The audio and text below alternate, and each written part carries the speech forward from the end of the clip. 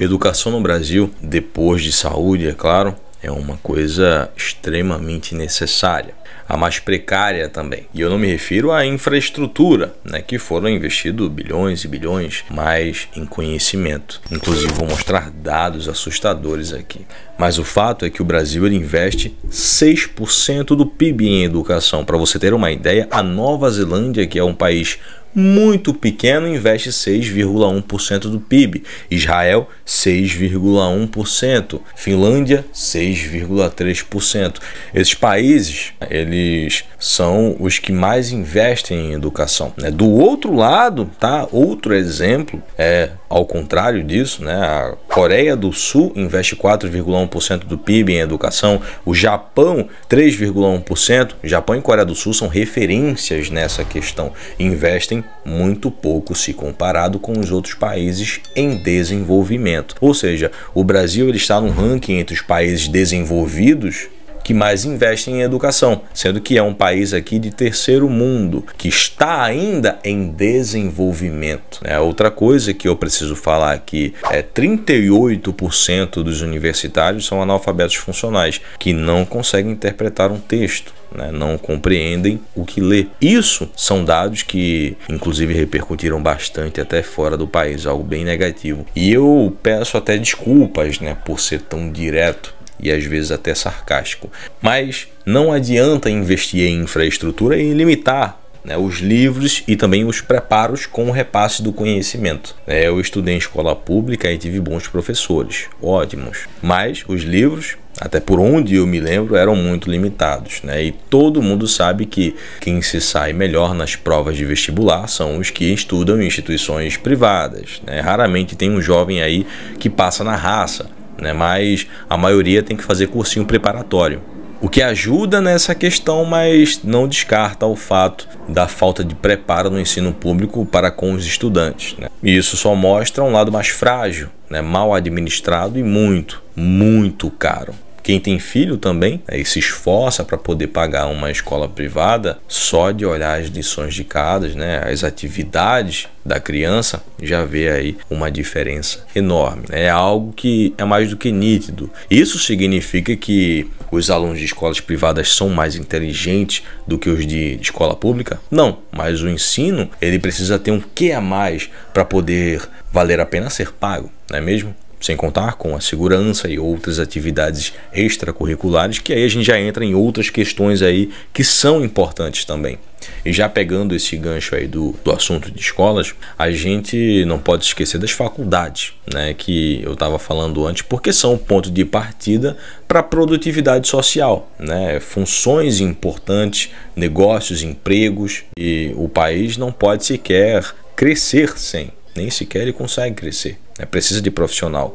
O Brasil ele está ficando um lugar populoso e ele tem espaço demográfico para isso, e crescendo economicamente também, mesmo com a diversidade, problemas políticos inclusive, e não tem como colocar todos esses jovens aí em faculdades públicas. Então, em algum momento, os incentivos vão precisar voltar por necessidade. A última crise que aconteceu aí, de fechamento, mostrou que a gente precisa de mais médicos, mais enfermeiros, mais profissionais da saúde, entre outros que complementam toda essa cadeia aí. Fora também tecnologia, que vem crescendo bastante no nosso país aí. E é por esse modo de pensamento e de ver como essa engrenagem funciona aí de um ângulo menos superficial, olhando de cima, que eu nunca escondi aqui o meu otimismo com Cogna e com o setor educacional, pensando em mercado e também pensando em futuro. Agora, pensando como investidor, não posso ser hipócrita aqui, estamos em um país em desenvolvimento, e que a educação básica, por conta das adversidades econômicas, muitas famílias aí de classe média baixa optam por tirar um filho muitas vezes do ensino privado para colocar num público, pensando em grana. Por isso a gente pôde ver aí dificuldades nos balanços, principalmente naquela crise de fechamento passada e antes disso com a extinção de alguns programas aí de financiamentos para estudantes. A empresa ela nasceu aí de grandes fusões, né, e eu já detalhei bastante isso aqui no canal quando falei dela. Depois veio capitalização, ela fez aquisições, passou alguns meses aí no vermelho com uma observação enorme na alavancagem. Inclusive no terceiro trimestre de 2022, a empresa já mostrou uma alavancagem bem mais sustentável, que eu vou detalhar bastante e mostrar, né, algumas dívidas que ela diminuiu, porque é lógico, né, como sempre a gente vai olhar para dentro do negócio, né? E vamos começar com a Kroton, né, que vendeu aí recentemente a Uniasselvi por 1,1 bilhão, né? Isso já entra como contas a receber. Como você pode observar aí, o endividamento diminuiu. A empresa ela entrou com um plano de liability management, que significa a gestão de responsabilidade, que é um gerenciamento de risco para que não haja aí um descasamento entre ativos e passivos, basicamente, né? Isso deixa aí a companhia mais equilibrada nesses momentos ruins.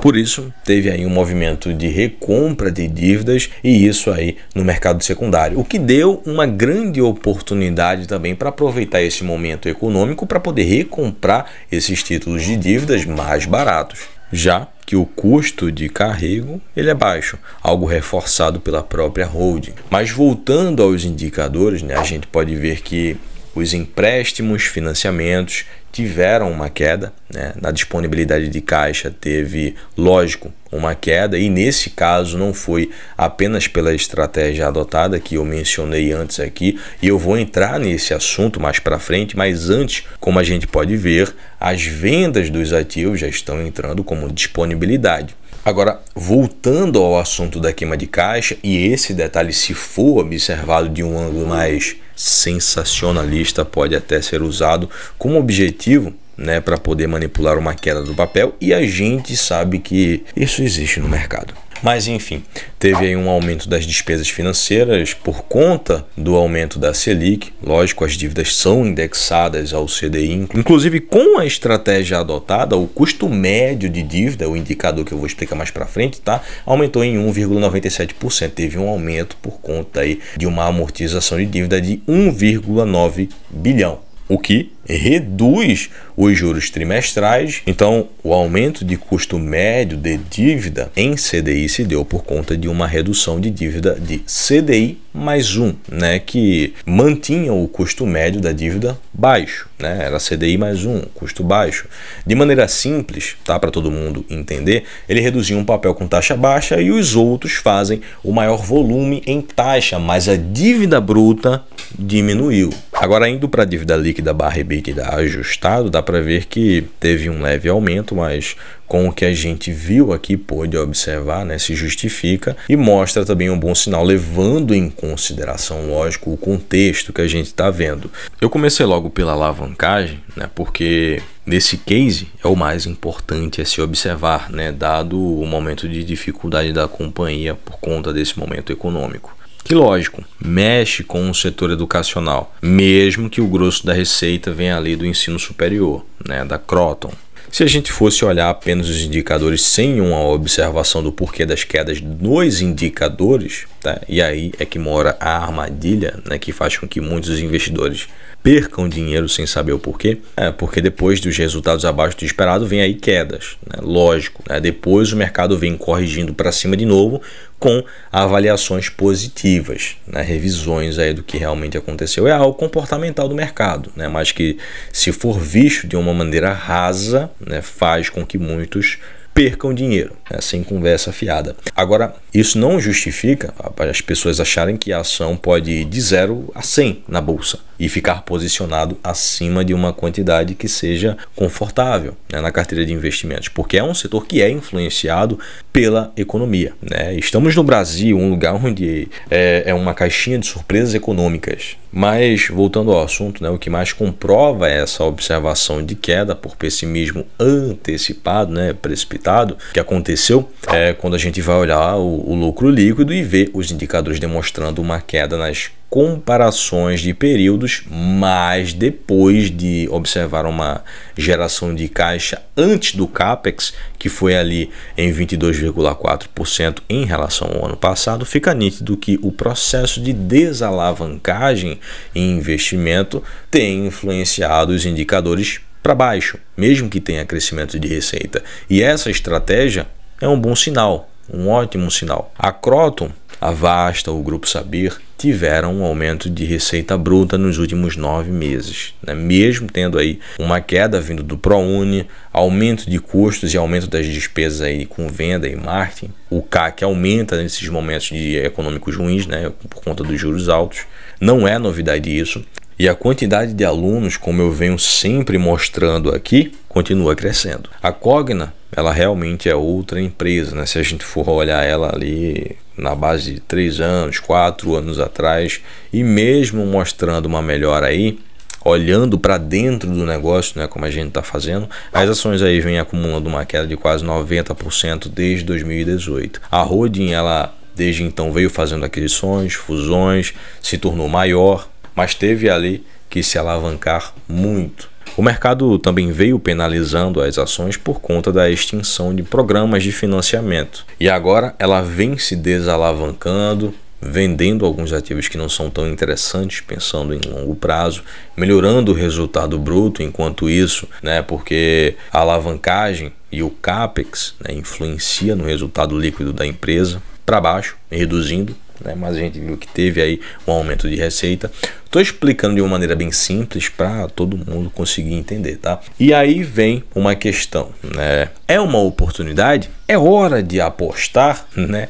E a minha opinião é que no mercado financeiro nunca é hora de apostar. Estamos aí quase que em uma recessão. Ano que vem quase certo que vai acontecer. Já expliquei aqui no canal, já mostrei indicadores, tal, especialistas falando sobre isso. Em vários momentos estou falando sobre isso, está ficando até bem chato isso, mas eu tenho que falar sobre, né? O momento é de cautela, né? Como eu disse antes, o Brasil é uma caixinha de surpresas econômicas, mas se for montando uma posição aí aos poucos, né, vale a pena, mas sabendo que é um case que pode melhorar a cotação daqui a 1 ou 2 anos, né? Tudo depende do desenrolar da economia, e eu venho falando aqui sobre isso faz tempo, que é em questão de renda para a população, para poder pagar escolas, universidades. A economia ela influencia bastante no setor educacional, mas como a gente pode observar olhando os dados, é uma oportunidade sim. A empresa ela saiu do pó e está indo ao topo, né? E é o maior grupo educacional do país, é um dos maiores do mundo. Mas, e para você? Será uma oportunidade? O que é que você achou do vídeo? Deixa aí a sua opinião. Deixa aí se você investe em Cogna, se você acredita, tá montando posições, o que é que você tá fazendo? Tá ali só na manha do gato, aproveitando as quedas. Se inscreva e ative o sino de notificações, porque os inscritos têm a moral nas sugestões aqui e até mudança de dinâmica aqui do canal. E deixa seu like aí, lógico, como apoio. E como sempre, a melhor planilha de investimentos que eu uso para o controle dos meus investimentos e muito interativa vai ficar aí na descrição, tá? Não sou o dono, mas eu deixo aí porque eu acredito que assim como me ajuda, vai te ajudar também a organizar as suas finanças e os seus investimentos com a maior riqueza de detalhes possíveis, de maneira bem profissional e também de maneira fácil. Valeu, um grande abraço e até a próxima.